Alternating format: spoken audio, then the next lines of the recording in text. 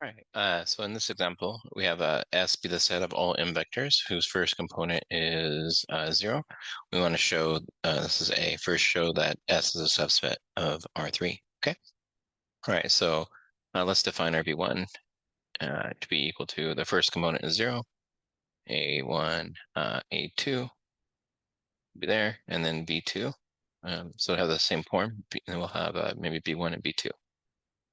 Okay, so those are our two vectors. So to show it's a subspace, we need to show that it's closed under this vector addition, 0, A1, A2, 0, B1, B2, and similarly, A1 plus B1, A2 plus B2.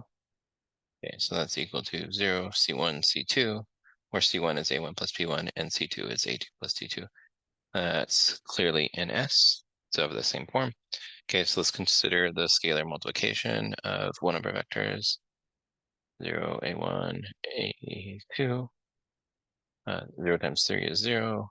This is CA1, CA2. Okay, and if I relabel things, this is going to be, let's say K1 and K2, okay, which is clearly in S. So with that being said, then this is definitely a subset of a subspace of R3.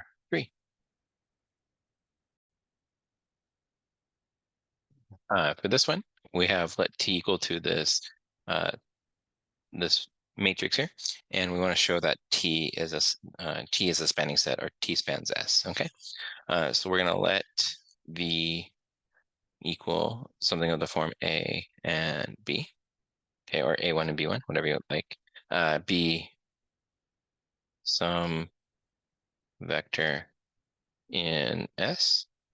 Okay, then notice that we have V can be written as A times 0, 1, 0 plus B times 0, 0, 1.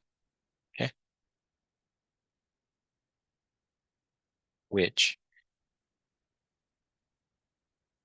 any vector B can be written as equal to A